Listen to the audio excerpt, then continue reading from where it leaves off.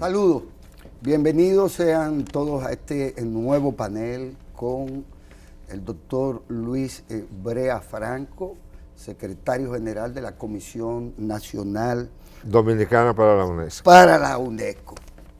En esta ocasión, dándole continuidad a esta serie de paneles con la comisión, en conjunto con ella, pues el doctor Luis Brea Franco nos trae, viene acompañado del arquitecto, arqueólogo, decorador de interiores, esos no son títulos, director de la Dirección Nacional de Patrimonio Cultural Subacuático y director ejecutivo de la Comisión de Monumentos y Sitios. Esto fue en el periodo del 1996 al año 2000. Y subdirector de la Dirección General de Patrimonio Monumental del 2004 al 2008. Por lo tanto, será el propio doctor Luis Brea Franco quien nos presentará a modo de semblanza y nos explicará la razón por la que él hoy está acompañado del amigo arquitecto Juan López. Saludos. Muchas gracias, Guillermo. Buenas noches a los televidentes. Hoy traemos un tema que se habla poco porque es un poco técnico, pero que ha dado los frutos, grandes frutos al país. Es el tema del rescate, de la investigación de los barcos hundidos en nuestras costas. Esos barcos hundidos se les llama en la terminología que utilizamos pecios. O sea, los pecios, tenemos unas costas que son barridas por huracanes, por mal tiempo en el invierno, por los vientos alisios, y eso ha provocado que se produjeran desde el descubrimiento hasta nuestros días una gran cantidad de naufragios. La República Dominicana ha sido un país precursor en este tipo de rescate. En el 1979, por un decreto del Poder Ejecutivo, se creó la Comisión de Rescate Arqueológico Subacuático. Submarino, sí. Era una entidad anexa al Museo de las Casas Reales y ellos se dedicaban a buscar, a hacer rescate, porque no habían investigaciones realmente, de bienes en los hundimientos que teníamos localizados. Ya el señor López hablará específicamente de cuáles son los principales, pero el régimen para contratar a gente que hiciera el trabajo era partir los rescatados mitad y mitad para el Estado y mitad para el que hacía el rescate. La comisión, la CRAS, logró hacer una investigación en el Guadalupe, una investigación por todas las reglas, y para eso contó con el apoyo de la Caixa de Barcelona. Ahí se hizo un levantamiento y se elaboró un libro hermosísimo en aquella ocasión, y tenemos ahora en el museo, que está casi listo, próximo a inaugurar, en la Tarazana, tenemos una reconstrucción de cómo era el Guadalupe en el interior, para que el público vea cómo se vivía dentro de un barco. Hoy en día no se discute que haya partición de bienes. Desde el 1999, en el decreto 289 del 17 de julio de ese año, se emitió un decreto donde el Poder Ejecutivo derogaba todas las normas anteriores y se prohibía, se señala, es el que está vigente, se señala que todos los bienes que se rescaten en ese tipo de investigación pasan a ser propiedad inalienable del Estado Dominicano. O sea que no puede haber partición.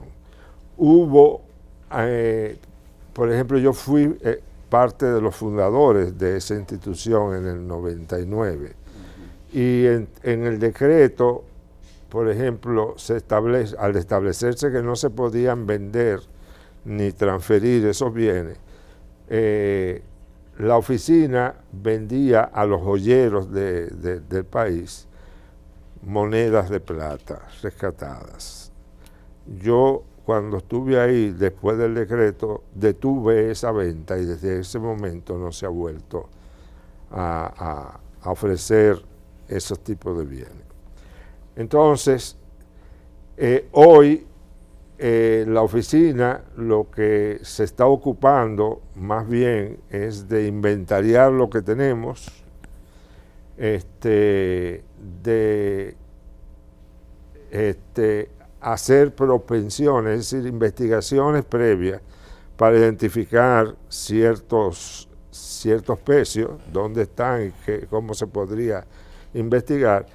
Y estamos a la espera de que el Estado Dominicano ratifique o apruebe el Congreso la Convención de la UNESCO para los bienes del patrimonio subacuático. En esa convención se establece que los estados, que se hace ese rescate más que por tener los bienes en sí, para investigar cómo era el comercio y la vida en el interior de las naves que surcaban los mares. O sea, que no era por la codicia de tener los bienes. Claro, se obtenían, se curaban, se protegían, se le daba valor y los que tuvieran mayor valor, pues se colocaban en nuestros museos. Pero esa es la introducción que yo quiero hacer, ya situando. Ok. Permítanme, en aras de nuestra propia comprensión, sí, o de la comprensión de los que no somos especialistas en este y otros temas, a lo que llamamos o llama la UNESCO Patrimonio Cultural Subacuático, está solo referido a pecios, a embarcaciones hundidas o naufragadas en nuestras costas en particular, o ha existido también una noción de patrimonio cultural que esté asociado a otros tesoros, a tesoros acuáticos que igual lo son. Es decir, vamos a comenzar también un poco por ahí. Sí, el decreto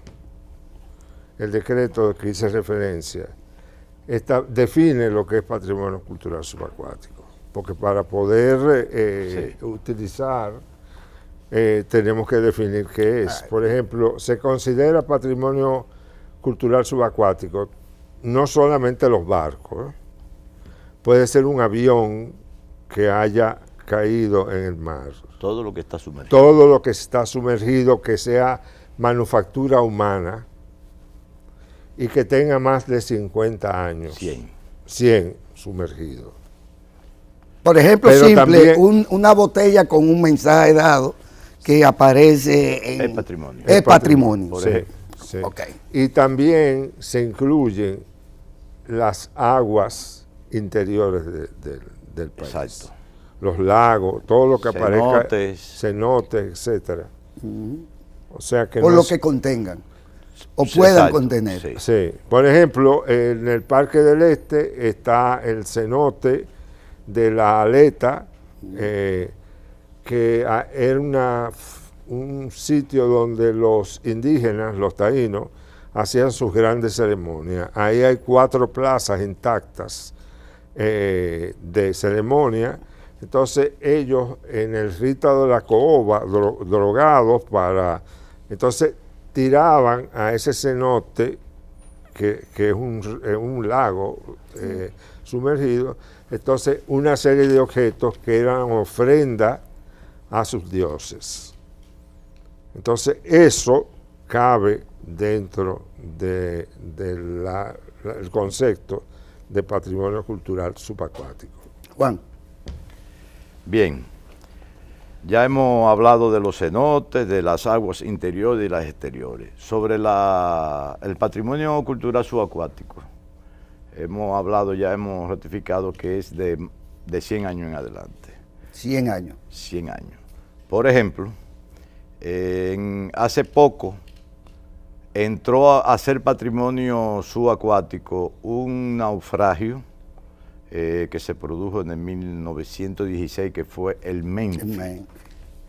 Hago referencia a esto porque la gente, hasta hace poco todavía se veían las pocas estructuras de ese naufragio. Resultado de un mar de leva. Sí, Bueno, se habla de que fue un accidente, que fue un huracán, que fue un terremoto. Aparentemente, según lo que he leído, fue por un maremoto. Pero eso está ahí. En cuanto a nuestra costa, según historiadores españoles, tienen registrado solamente embarcaciones españolas, hasta el momento, algunas 70. 70. Con sus nombres. Si nosotros empezamos desde Montecristi hasta Perdenales, la inmensidad de embarcaciones que hay, y hay una concentración de naufragios o pecios, sobre todo, por ejemplo, en Montecristi, la gran mayoría de esas embarcaciones son francesas. Francesas por el producto de que cuando se produjo la despoblación de Osorio, esa región del país quedó muy despoblada hasta que Montecristi empezó, el desarrollo comercial de Montecristi realmente fue una determinación oficial que permitió un comercio libre en Montecristi, y la mayoría de ese comercio libre se producían con embarcaciones francesas. Y con bucaneros de origen francés. Bueno, sí, holandeses también. Holandeses. En Juan Bosch inclusive señala que en Montecristi existieron días que de más de 100 embarcaciones atracadas en Montecristi. No podemos ver la situación como que son embarcaciones grandes, es decir, esas Coletas. Exacto.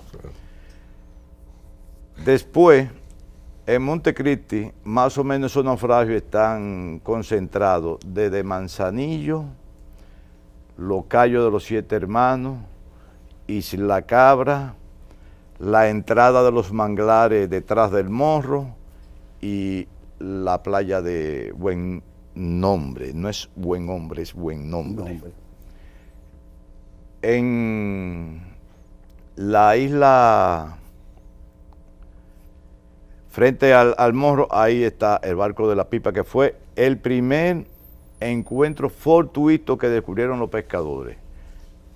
No sabemos el nombre correcto de la embarcación, pero se le ha denominado el barco de la Pipa. Ese barco venía con un cargamento de pipas holandesas grande. Nosotros estamos exhibiendo en el Museo de la Tarazana, creo que son más de 200, 300 pipas de grep. Debo hacer un poco la historia. De las pipas. Sí, de la pipa no, de cómo, o sea, o sea, desde el 1560, cuando ya la isla deja de ser el centro de la atención de la madre, de la matriz española, del imperio, y ya se comienzan a crear otros centros, unos virreinatos, etcétera, la isla pierde el interés de las autoridades, aunque aquí sigue funcionando el Tribunal de la Real Audiencia, que tenía competencia para toda América. O sea, los jueces, las autoridades fundamentales estuvieron aquí.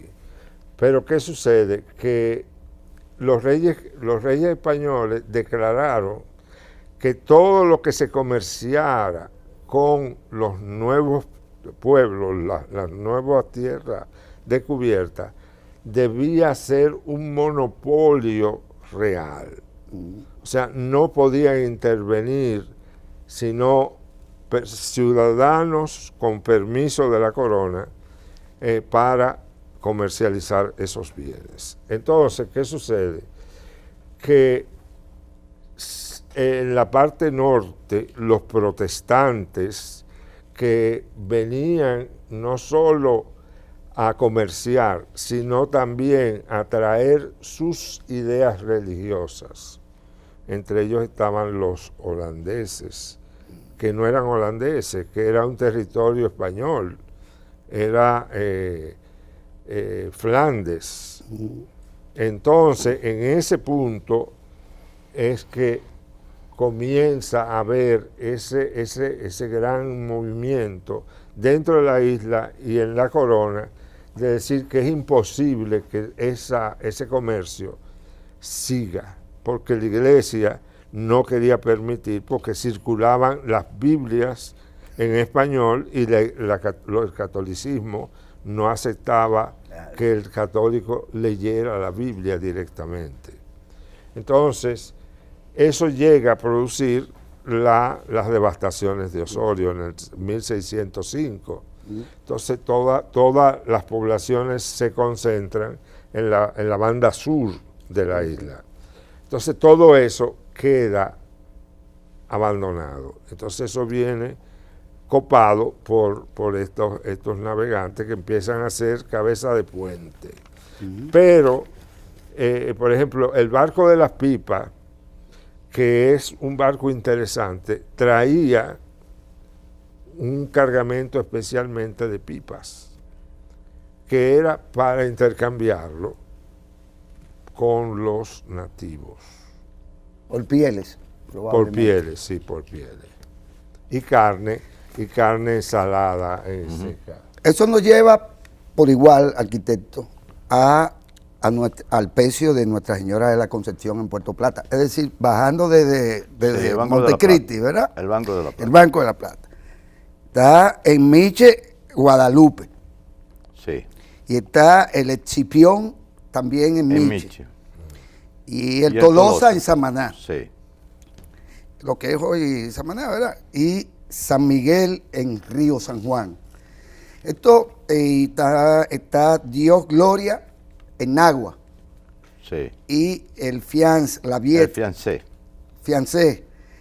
Samaná. Y la Vieté y Cabo Cabrón. ¿O no? Sí. En Cabo Cabrón. Cabo Cabrón. El fiancé está en Montecristi. En Montecristi. Esto bueno, lo que quiero decir es, ustedes han identificado, han catalogado, han estudiado y en algunos casos están exhibiendo al público. Es el caso de las pipas, ¿verdad? Sí. A la que se hace referencia por ustedes. Esto corresponde a la época más colonial. Le pongo el simple ejemplo, por curiosidad. Ni tanto. Ajá. La mayoría de los naufragios de Montecristi son finales de 1700, 1800. Ajá, ok. Ya, pero el Concepción es diferente. Es diferente. El Concepción fue una embarcación que salió de de México, de Veracruz. Hizo escala en La Habana, donde inclusive le hicieron algunas reparaciones, y zarpó de La Habana hacia España. En la parte norte de la península de Florida, le toma un huracán y lo arrastra hasta el Banco de la Plata, que no se llamaba Banco de la Plata, sino se llamaba, creo que era de Arrojos, porque era una de poca profundidad, y llama Banco de la Plata por el gran cargamento de plata que traía el barco, el Concepción. De Veracruz. Lo más importante de Concepción fue, en su cargamento venía con una ya colección de cerámica perteneciente a la dinastía Ming. Sí, eso ya lo habíamos Ahora, debemos hacer la salvedad que uno de los primeros saqueos en el mar, que se tenga constancia, precisamente fue en el Concepción, porque a los pocos años de su naufragio, un militar inglés de una embarcación encontró el naufragio, y hay referencia donde se dice que transportó hacia el reinado inglés toneladas y toneladas de plata. De plata. Y como usted ve, siempre el interés no es, en este tipo de cosas, no es lo que nos puede arrojar más luz, más información de esa cultura. Es la plata. Se sacó tanta plata que inclusive cuando se rescató, se hicieron hasta joyas. Pero nosotros tenemos el gran valor de ese naufragio, es la porcelana Ming, que también se está exhibiendo en la Tarazana.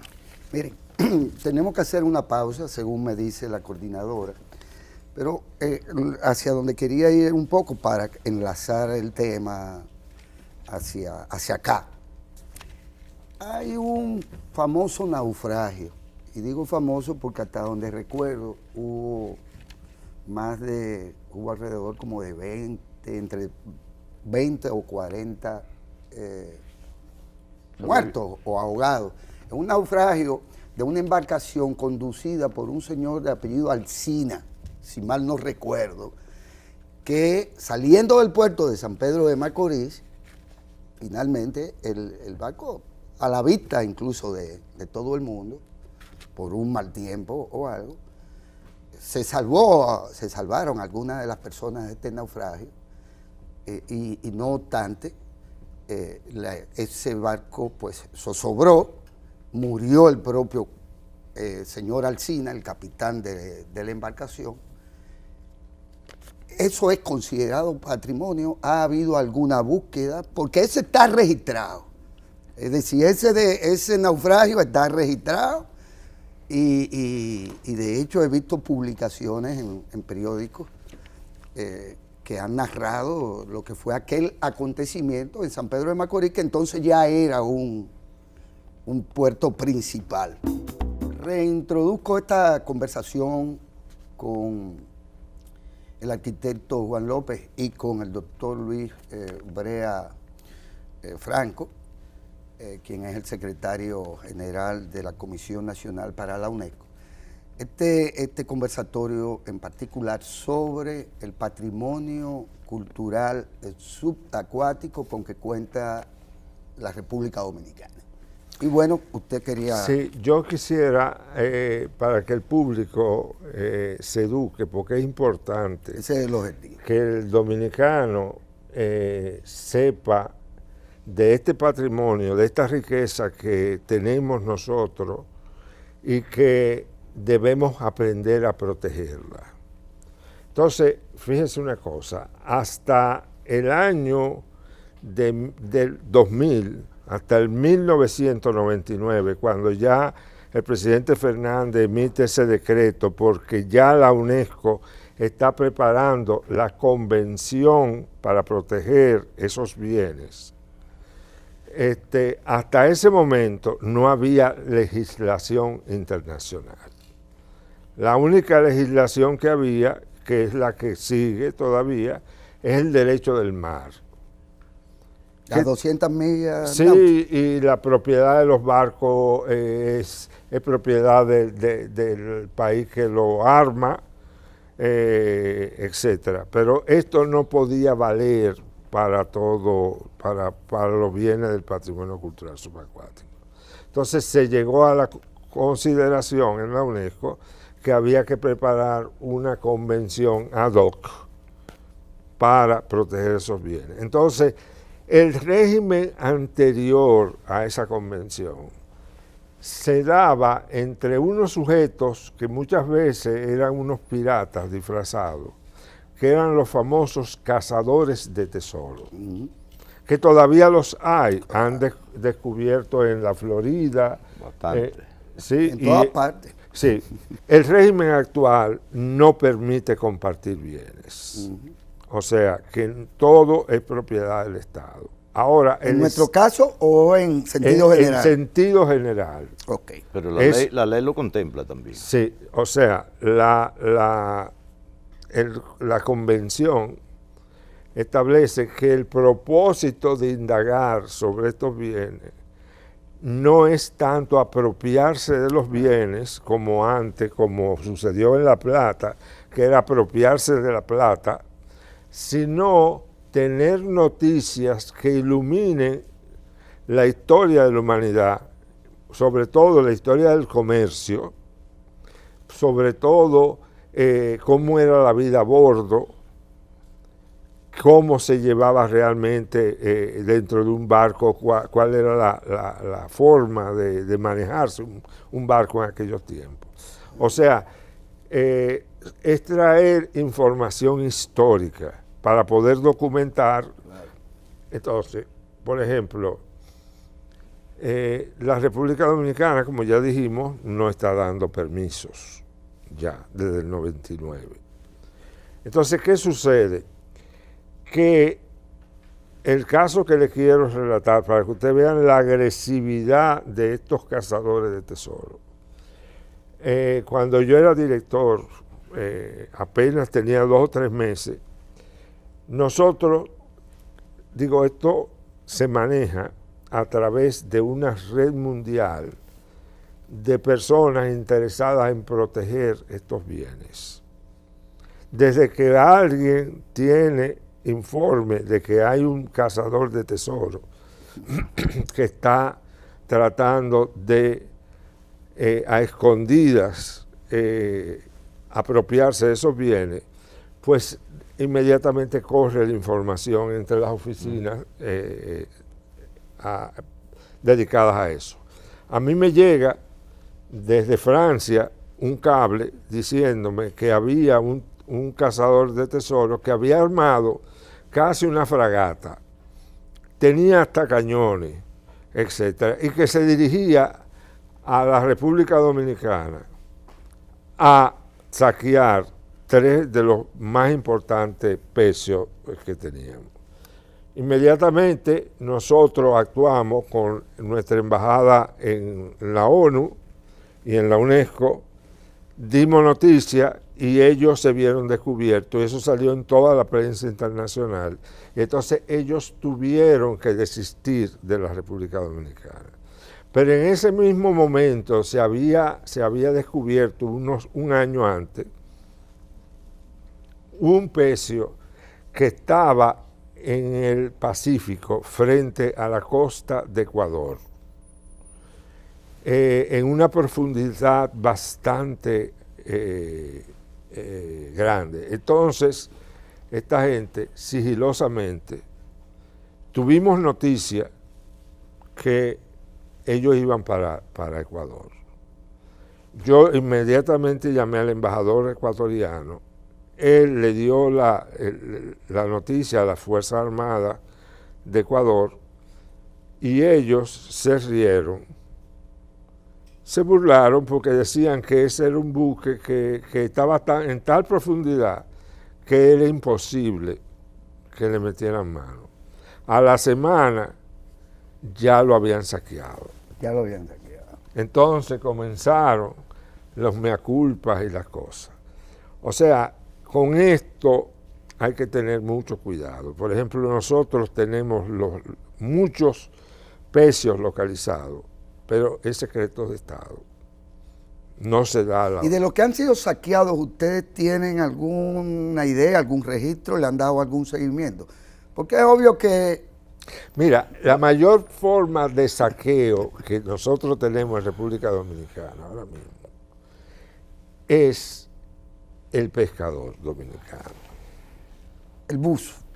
El buzo, pero es el pescador que sabe dónde Sí. hay, dónde hay. Entonces, ignorante, uno iba antes a Montecristi, yo no tengo tiempo que no voy, pero cuando yo era director de la oficina, yo iba a Montecristi. Vendían los bienes. Sí, entonces te sacaban un ancla y te la ponían a secar en un muro así, pero sin saber que cuando un bien deteriora de una vez. ha estado 100 años bajo... La oxidación es rápida. Digo, se deshace en una semana. Claro. Como el ancla aquella, ¿verdad? Sí, la que está en la Es la casa. dama. Por ¿verdad? ejemplo, Sí. fíjese, nosotros tenemos un caso reciente y salió por las redes sociales la denuncia, que es San Miguel. Es San Miguel, entre comillas, porque realmente no hay un dato preciso que nos diga que es San Miguel. Aparentemente es San Miguel. Esa embarcación está en Playa Preciosa. Nos enteramos Río San Juan. en Río San Juan que estaban Es una trabajando boquita, y cosas, y una boca chiquita, nosotros sí. nos ponemos a investigar, y ese señor tenía un permiso de medio ambiente para desguazar barcos. ¿Verdad? Barcos modernos. Pero realmente el San Miguel tiene un barco moderno encima. Convenientemente. Pero lo que se ve es el registro, un registro redondo que ni usted se puede parar. Y ya esos metales estaban produciendo la vida marina apropiada para esa cosa. Ese barco se empezó a rescatar con una compañía y dio muchos bienes. Pero la cuestión no es que dé bienes, es que se hagan las cosas. Si nosotros sacamos un bien y no tomamos la información metodológica, como dice la ciencia de la arqueología, porque hay arqueología, pero ahora se está trabajando en la arqueología subacuática. Ya la arqueología subacuática es algo más igualito, específico. pero abajo del agua. Y entonces yo le pregunto a ustedes, justo en este momento, ¿cómo nos enlazamos o cómo se enlazan ustedes con ese recurso humano, que no es cualquier recurso humano, porque es fotógrafo, es buzo, fotógrafo, arquitecto en algunos casos, ¿verdad? Conocidos. Y al mismo tiempo vigilantes de ese patrimonio, porque al final de cuentas no es todo el mundo que se puede meter a bucear con este interés. Al final de cuentas son especialistas. ¿Cómo engrampan ustedes con nuestros especialistas en esta área? En el caso dominicano, tenemos un problema. No tenemos técnicos especialistas en arqueología subacuática. Hay dos jóvenes, una vive fuera del país, otra está aquí. Ahora bien, tenemos... Son mujeres las dos. Sí, el país se tiene que acotejar a la preparación de personal joven. La oficina tiene que ser dotada de personal joven, porque tenemos que introducir gente joven y enamorarlo para que se enamoren de esta carrera. Porque no solamente, es decir, la arqueología subacuática es igualita que la de terrestre. Cuadrícula, dibujo. todo. Preservación. Pero después esos bienes tienen que subir de tralentina, conservarlo, restaurarlo, registrarlo. Yo quisiera que un día hiciéramos un descenso allá al laboratorio. Así, muy bien. Ellos, Podríamos incorporar a este mismo programa. Sí. sí, mira, ahí hay cañones, piezas de metal que se han recuperado. Se meten en electrolisis, o sea, recibir corriente eléctrica para que bote el oxígeno. Y eso puede durar, el rescate de una pieza puede durar 10 años. Y más. Aparte, Y más. aparte de lo costoso que resultan los materiales, los químicos, para tratar, y después que se le saque eso, hay que tratarlo para que permanezca bien, para que no siga deteriorándose. Me imagino que lo más costoso es la paciencia. De Sí, esperar bueno, 10 ya años para el asunto. quien trabaja esto sabe que no es de aquí para allí. Claro. Pero, por ejemplo, en una de las normas de la UNESCO habla de mantener in situ el pecio, porque los bienes bajo agua se conservan mejor que en tierra. Exacto. Entonces, Por el sacar salitre. un metal, por ejemplo, un cañón de hierro, es demasiado costoso, aparte del tiempo que dura. Pero en las embarcaciones venían muchos instrumentos de otros metales. Que sí se Por ejemplo, puede. venían de plomo, algunos instrumentos de navegación, De bronce. venían de bronce, las pailas, objetos. Tenemos un reloj reconstruido enterito. Que puede dar la hora si se 1700, quiere. del 1700. O sea, pero hay un elemento que es importante recalcar. Con la convención, cuando el país ratifique esa convención, nosotros vamos a poder señalar, declarar al Estado como parques subacuáticos, determinadas zonas que van a estar protegidas contra depredadores nacionales y extranjeros. Entonces, el país puede fomentar entonces un turismo cultural de inmersión. O sea, poner negocio de alquiler de tanques para buceo, toda esa cuestión. Entonces se hace la historia, se vende el libro, etcétera. Pero en vez de sacarlo del agua, lo dejamos en el agua y la persona ve el barco y ve los bienes tal y cual como quedaron al momento del naufragio. Porque hay algo que la UNESCO en la convención lo dice, como para tratar de explicar un poco cuál es la visión de la nueva visión de la investigación del patrimonio cultural subacuático. Un pecio, en el momento que naufraga, es como una cápsula de tiempo que se cierra. O sea, ahí queda condensado. Si era en el 1623, el 1623 está ahí completo, porque nadie le ha puesto la mano. Entonces, si usted mete mano para coger las cosas, ya nos va a quitar la posibilidad de ver cómo se veía el mundo desde ese año. Justo ahí tengo una curiosidad, arquitecto. No, saca de contexto. Es decir, si yo quito esto de aquí, sí, claro. saco de contexto ese bien. Claro. Pero Diga. Si por ejemplo hay un esqueleto con una copa en la mano y yo se la quito, ya no es nada. pero con el esqueleto me está dando otra. Entonces, Claro. un ejemplo.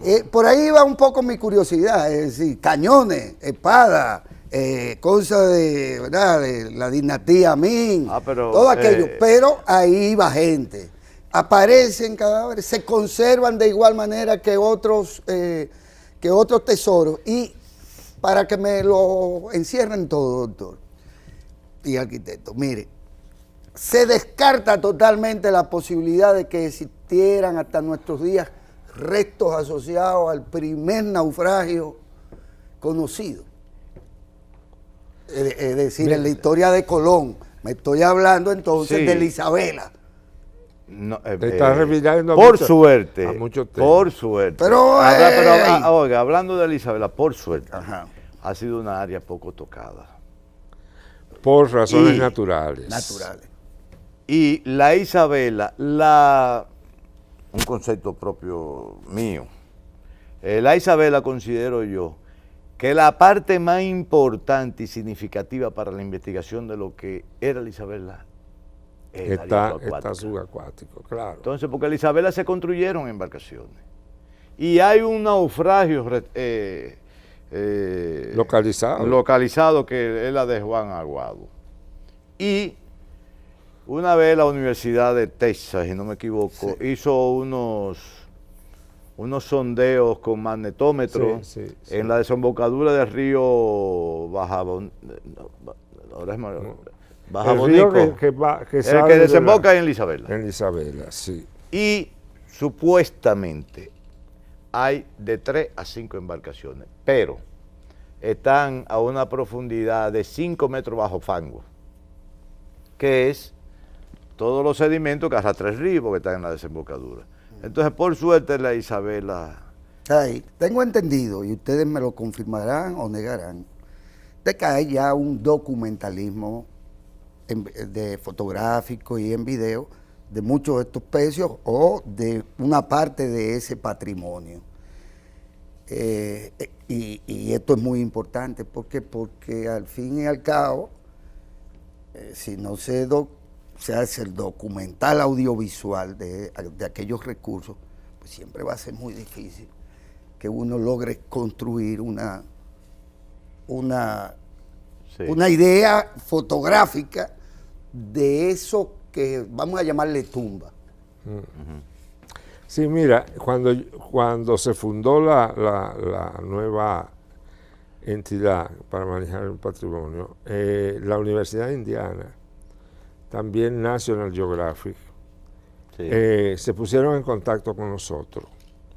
Y como nosotros no teníamos fondos, yo hice todo lo posible por monetizar todas las posibilidades. Entonces nosotros le dimos autorización para que hicieran los documentales, pero le exigimos que nos pagaran en dólares a la compañía, Al país, para poder comprar los aparatos que necesitábamos para rescatar las piezas en el laboratorio. Se hizo una gran inversión también en el inventario, y ese es un punto que yo quisiera que López tratara, porque toda esta riqueza que tenemos en depósitos, en bóvedas de banco, nosotros tenemos una bóveda en el Banco de Reserva que está llena de tesoros valiosísimos, por eso está en banco, pero ¿te dan en buenas manos, doctor? no, eso está en buenas manos porque eso tiene eso tiene una combinación que la tienen 3 personas solamente. Tienen que estar 3 los entidades. Sí, tienen que estar los 3. Entonces, pero el inventario, si no tenemos el control de lo que tenemos y el registro, entonces no estamos en nada, porque cualquiera puede llegar y llevárselo. Entonces, en eso es que está dedicado ahora el arquitecto. El arquitecto, sí, a hacer ese inventario. Se está haciendo primero, explícalo un poco. Ok. Allá tenemos un almacén. Aparte de los bienes que están en tinas, podríamos hablar de más de 50 años de trabajo. Entonces, lo primero que hay que, los bienes que están catalogados y restaurados, lo estamos organizando en unos tramos con su nombre y su catalogación por su registro, Por peso. donde te dice el nombre de la embarcación en caso de que se sepa, año de naufragio, todos los datos, así también como cada uno de los bienes. Entonces ahora vamos a entrar en el proceso de utilizar un formulario, una ficha que tenemos, que está usando el Ministerio de Cultura, que fueron las mismas que se utilizaron para inventariar los bienes que están en el Museo de la Tarazana. De empezar con esos bienes, por ejemplo, lo de la Tarazana están todos inventariados, a empezar con lo que están en la oficina. Ahora bien, estamos pensando también crear una página y poner los bienes más importantes. Cuestión de que la parte de historiadores, científicos, quieran conocer un bien, porque aquí hay un naufragio de un pecio español, pero por ejemplo en Portobelo puede aparecer un pecio español y apareció un septante. Oh, pero ese septante se parece al que tiene Santo Domingo. Entra a la página y esa es una de las cosas esenciales de cualquier manejo cultural, que es la parte de la divulgación cultural. ¿Tienen ustedes en ese contexto, perdón, arquitecto, tienen la posibilidad legal, la competencia, por ejemplo, para decir, bueno, pero allí fulanito de tal, y ustedes conocen a muchos de ellos, sí, sí, tienen una colección que en realidad es patrimonio subacuático del país? Fíjese. Tenemos que dejarlo en manos de el señor esos Franco filibusteros. empezando dijo, nosotros somos los pioneros en subacuática en América. El Museo Subacuático se va a inaugurar un día de esto, no sé cuándo, es el más importante de América, incluyendo, me atrevería yo a decir, los Estados Unidos. El más importante. República Dominicana es el país que más bienes culturales de procedencia subacuática que tiene, de América. Extraídos Sí, y coleccionados privadamente. Sí. Tenemos la mejor colección de instrumentos de navegación. Ahora, respondiendo la pregunta, como ya teníamos una experiencia bastante dilatada en esto, que comenzamos en los 90 y sabemos que mucha gente desvió de esos bienes hacia colecciones privadas dominicanas. Entonces, cuando se estaba redactando la actual Constitución en el 2010, nosotros, un grupo de personas especialistas en cultura, sugerimos a los redactores de la Constitución que se consagrara el patrimonio cultural subacuático en la Constitución, y está registrado. Y señala ese artículo que todos los bienes son propiedad del Estado y patrimonio del pueblo dominicano. Que si está en manos privadas, está en manos, pero tienen que registrarlo. Y no se le permite su salida del territorio. Es que cuando un bien de eso en cualquier parte del mundo usted lo pone en subasta, lo primero que se hace es investigar su origen. O sea, eso no hay manera, eso son piezas fichadas. Es como cartas marcadas. La Interpol tiene un departamento especial en el traslado ilícito de bienes culturales. De bienes culturales, de todo género. Y lo persiguen. Es verdad. Sí. Miren, tenemos necesariamente que agotar el panel. Ya me he robado algunos minutos, pero ¿cómo es esto, doctor y arquitecto, de que todavía tenemos pendiente la firma de la Convención de la UNESCO del 2001 sobre este tema? Sobre el que mire, son de las incongruencias de la República Dominicana. Aquí muchas veces la ignorancia prima sobre la necesidad y sobre los beneficios que puede traer el país con la firma o con la ratificación de una convención. Cuando se firme la convención, cuando nosotros la adoptemos, al país van a fluir capitales para hacer investigaciones con la entidad dominicana que está encargada. O sea, que eso va a redundar en que la entidad que dirige el señor López va a tener, ¿cómo se llama? Material, recursos. Sí, recursos. Preparación de personal. Sí, entonces, pero, ¿qué ha sucedido? Que ha habido personas que se le ha dado la categoría de manejar instituciones que no saben de qué están tratando. Entonces, muchas veces se ha querido tratar esto como dentro de la ley del mar. Entonces, la ley del mar es una cosa y el patrimonio cultural es otra. Entonces, ya hemos concientizado, ya el Poder Ejecutivo ya está en disposición de mandar a las cámaras con una recomendación favorable la ratificación. Mi tesis para la ratificación es la siguiente.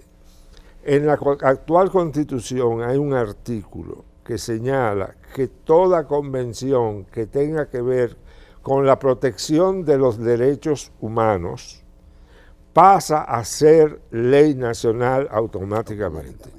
Entonces, como esta convención pasa por proteger los derechos culturales del pueblo dominicano, entonces mi tesis es que el Congreso ratifique la convención y la convención, sin ser tocada, pase a ser la ley nacional.